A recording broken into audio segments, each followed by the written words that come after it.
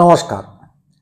দিল্লির রেল স্টেশনে পদপিষ্ট হয়ে বহু মানুষের মৃত্যু মর্মান্তিক ঘটনা, কিন্তু একেবারেই অপ্রত্যাশিত কিছু নয়। কারণ এই কয়েকদিন আগেই কুম্ভ মেলায় পদপিষ্ট হয়ে মারা গিয়েছিলেন বহু মানুষ, কতজন এখনো জানা যায়নি।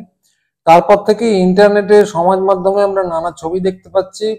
ট্রেন ভাঙা হচ্ছে, পুণ্যার্থী সাধুরা, সাধু কিনা জানি না, তারা এসে ট্রেন ভাঙছেন, ভাঙচুর করছেন, তার উপর উঠে পড়ছেন। খবর পাওয়া যাচ্ছে লাগাতার ছিনতাইয়ের, বাস ভাঙা হচ্ছে।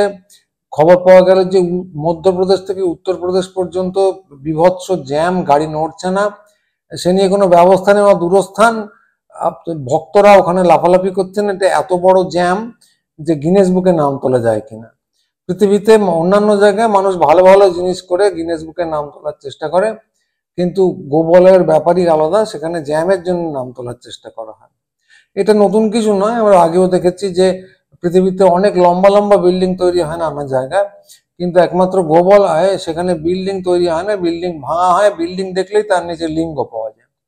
তো অন্যান্য জায়গায় পাওয়া যায় কয়লা, তেল ইত্যাদি, আর গোবলয়ে পাওয়া যায় লিঙ্গ, তো ইত্যাদি নানা রকম ব্যাপার স্যাপার। সেই ফলে এটা অপ্রত্যাশিত কিছু নয় যে একটা চূড়ান্ত অরাজকতা তৈরি হয়েছে এবং সেখানে একটা দুর্ঘটনা ঘটতেই পারতো, এবং ঠিক সেই দুর্ঘটনাটা ঘটেছে। কিন্তু মজা হচ্ছে যে যদি সর্বভারতীয় মিডিয়ার দিকে তাকান, তাহলে দেখবেন যে এ নিয়ে খুব একটা বেশি হেলদোল নেই। যদি যারা আগুনখোর বিপ্লবী তাদের দিকে তাকান, দেখবেন তারাও খুব একটা বিবৃতি টিবৃতি দিচ্ছেন না। এটা অদ্ভুত ব্যাপার। আমরা আগেও দেখেছি রাম মন্দির নিয়ে যখন হইচই হলো গত ভোটের ঠিক আগে, তখনও যারা তথাকথিত প্রগতিশীল বিপ্লবী তারা চুপ করেছিলেন, কৌশলগত কারণে না কোনো বোঝাপড়ার কারণে সে আমরা জানি না, কিন্তু এরকম হয়েছে। তো রাম মন্দির নিয়ে মিডিয়া খুবই হইচই করেছিল, ভাব হয়েছিল পৃথিবীতে যেন একটা অষ্টম আশ্চর্য তৈরি হচ্ছে। তো এবারও তো আমি দেখতে পাচ্ছি যে এতগুলো পরপর এই অরাজকতা নিয়ে বিশেষ কথাবার্তা নেই, কুম্ভ মেলায় মানুষের মৃত্যু নিয়ে খুব বেশি কথাবার্তা নেই, নয় আছে। এবং এই দিল্লি দুর্ঘটনা নিয়ে খুব বেশি কথাবার্তা নেই, আছে। কি আছে না, এটাই তো ঈশ্বরের মার, এরকম তো হবেই, খুব মর্মান্তিক দুর্ঘটনা, কি যে হয়েছে, কি যে হয়ে গেল ইত্যাদি, হাউতাস, এরকম একটা ভঙ্গি সবাই এই ভাষায় বলছেন। তা ঠিক নয়, কিন্তু ব্যাপারটা ঠিক এইরকমই, যেটুকু আছে সেটুকু হচ্ছে যেন ঈশ্বরের মার। এবং এখানে মোদী, কেন্দ্রীয় সরকার যার অধীনে রেল মন্ত্রক, তার যেন কোনো দায়ী নেই। ওখানকার মুখ্যমন্ত্রী যোগী আদিত্যনাথ, তার যেন কোনো দায়ী নেই, এরকম একটা হাব ভাব। তো প্রথমে এটাতে খুব খটকা লাগছিল, কিন্তু তারপর ভেবেচিন্তে দেখলাম যে এটাই খুব স্বাভাবিক। যে ধরুন যারা কুম্ভ মেলা যান, তারা কি করতে যান? পুণ্যার্জন করতে যান। তো পুণ্যার্জনের, পৃথিবীতে যে কোনো ধর্মে পুণ্যার্জনের একমাত্র উদ্দেশ্য কি? একটা রিজার্ভেশন বুক করা, ট্রেনে নাই বা হলো স্বর্গে একটা বার্থ রিজার্ভেশন করা, রিজার্ভ করা, যেখানে তিনি বসবাস করতে পারবেন। যোগী আদিত্যনাথ এবং আমাদের প্রিয় প্রধানমন্ত্রী মোদী, এই দুজনে মিলে কি করেছেন? প্রথমত একটা রাম মন্দির বলে জিনিস বানিয়ে দিয়েছেন, সেখানে যদি আপনি একবার যান তাহলে আপনার সব পাপ মকুব হয়ে যাবে। আর তারপর একটা ব্যবস্থা করেছেন একটা ভয়ঙ্কর কুম্ভ মেলা, যেটা 100 কত বছর পরে নাকি হলো, এটা মোদী ছিলেন বলেই সম্ভব হলো। তো সেখানে যদি আপনি একবার কোনো ক্রমে ডুব দেন, ওই নোংরা জলে মাথা ডোবান, বা অন্তত গোড়ালিটুকু ছুঁয়ে আসতে পারেন, তাহলে আপনার অক্ষয় স্বর্গবাস পরকালে। এবার এইটা যখন উনি ব্যবস্থা করে দিয়েছেন, অক্ষয় স্বর্গবাসের ব্যবস্থা যখন উনি করে দিয়েছেন, তখন ফালতু এই পৃথিবীতে বসবাস করাটাই তো সময় নষ্ট। এই দুঃখ, জরা, ব্যাধি, কষ্ট, ঘাম, এসবে মাখা পৃথিবীতে থাকার কোনো মানে নেই। তো বুক ওপারে যখন অক্ষয় স্বর্গবাসের সিট যখন বুক করাই গেছে, সেখানে চলে যাওয়াই ভালো। তা আপনি যাবেন কি করে? তো সেই ব্যবস্থা যোগী এবং মোদী মিলে করে দিয়েছেন। যে শুধু কুম্ভ মেলা করেছেন তা না, কুম্ভ মেলা যাতায়াতের রাস্তায় আপনি যাতে সশরীরে ওখানে স্বর্গলাভ করতে পারেন, সশরীরে না হলেও আপনার আত্মা যাতে স্বর্গে গিয়ে অক্ষয় স্বর্গলাভ করতে পারে এবং সেখানে চির শান্তিতে ভয়ঙ্কর সুখে বসবাস করতে পারেন, সে ব্যবস্থা করে দিয়েছেন। তো সেটা হতে পারে কুম্ভ মেলা থেকে বেরোনোর সময় আপনি পদপিষ্ট হয়ে বা জলে ডুবে সেখানে মারা গেলেন, হতে পারে ট্রেনে উঠতে গিয়ে মারা গেলেন।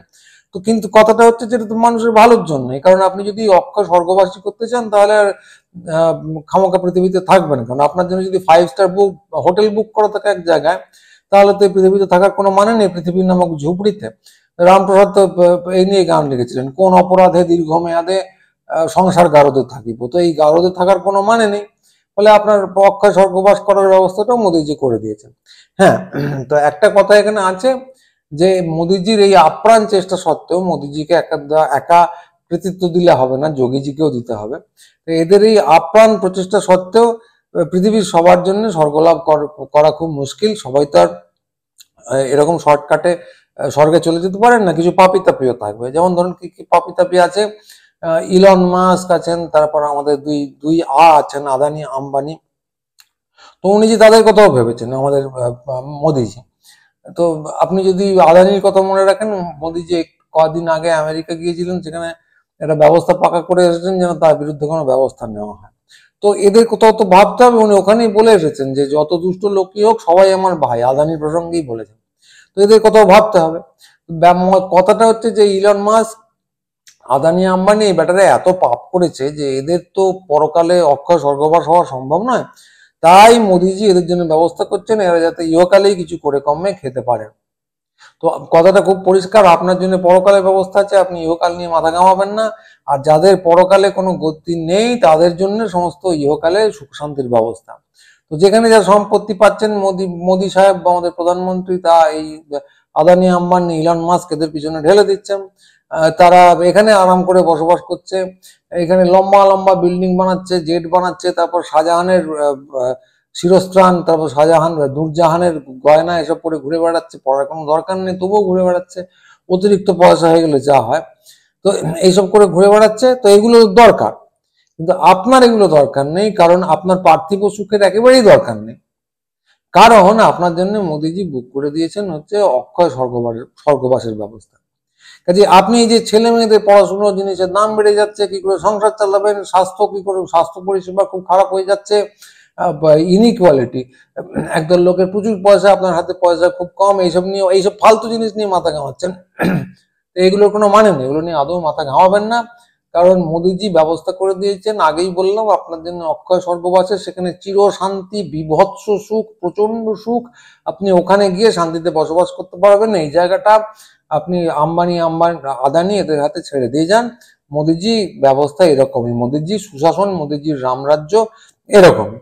ফলে আপনার কি কর্তব্য, আপনি কুম্ভ মেলা চলে যান, যাওয়ার রাস্তায় প্রাণ দিন, যে কোনো ভাবে হোক, কুম্ভ মেলার ময়দানে হোক, যাতায়াতের রাস্তায় হোক, প্রাণ দিন, কষ্ট করুন। কিন্তু সেখানেও যদি না মারা যেতে পারেন, তাহলে আরো অন্যান্য উপায় আছে, ফিরে এসে, মোদিজি তো সবার জন্য করে দিতে পারবেন না, ফিরে এসে আপনি ব্রিজ টিজ থেকে অনেক উঁচুতে উঠে বা লম্বা বিল্ডিং থেকে ঝাঁপ মারতে পারেন, রেলের তলায় মাথা দিতে পারেন। তো এইগুলো যদি সবই কষ্টকর মনে হয়, বাইরে বেরিয়ে করতে হবে, অনেক সোজা সোজা উপায় আছে। আপনি যেটা করতে পারেন সেটা হচ্ছে, দড়ি তো খুব সহজেই পাওয়া যায়, ঘরে গলায় দড়িও দিতে পারেন। তো এই এই রকম ব্যবস্থাগুলো গ্রহণ করুন। পৃথিবী নামক ফালতু জায়গাটা, এইখানে পার্থিব সুখ শান্তি ভোগ সম্পদ এগুলো আপনার জন্য নয়, শুধুমাত্র আদানি আম্বানির জন্য। তো একজন বিখ্যাত মোদি ভক্ত কবি লিখে গিয়েছিলেন যে মৃত্যু উপত্যকা আমার দেশ না। যেটা মনে রাখবেন, মোদিজিকে লক্ষ্য করেই লেখা। মোদিজি এই মৃত্যু উপত্যকাকে কারো দেশও উনি পছন্দ করেন না, একেবারে মেরে ওপারে পাঠিয়ে দেওয়ার ব্যবস্থা করেন। তিনি যদি না করতে পারেন তাহলে আপনি নিজের ব্যবস্থা নিজে দেখুন। ওই জন্যই আপনাদের সংস্কৃতে বলা হয় অমৃতস্য পুত্র, সোজা গিয়ে অমৃতের খোঁজ নেবেন, এই পার্থিব জগতে সুখ শান্তির খোঁজ নিতে যাবেন না। আপনাদের মনে রাখতে হবে এই একই উপদেশ বেদে টেদেও ছিল। যাজ্ঞবল্ক্য মৈত্রীকে বলেছিলেন, উল্টো মৈত্রী যাজ্ঞবল্ক্য বলেছিলেন, যা আমাকে একটা বিপুল ভূমার সন্ধান দেবে না, সেই পার্থিব সুখ নিয়ে, এই গো সম্পদ নিয়ে আমি কি করব। তো মোদিজিরও আপনাদের জন্য সেই প্রেসক্রিপশন, এটা মনে রাখুন। কুম্ভ মেলায় যান বা না যান, এই পৃথিবী ছেড়ে চটপট চলে যাওয়ার ব্যবস্থা করুন। এটাই মোদিজির ম্যাজিক। মোদি আছেন বলে এই সমস্ত সম্ভব, সেটা সবসময় মনে রাখবেন, এবং ওই জন্যই ওনার নাম নম। তো আমরাও এখানে নমস্কার করে শেষ করছি। এই ভিডিও যদি ভালো লাগে আপনি অবশ্যই সাবস্ক্রাইব করবেন, অন্যদের দেখাবেন, আর আপনারা সবাই ভালো থাকবেন। পরবর্তী ভিডিও নিয়ে খুব তাড়াতাড়ি আসছি। নমস্কার।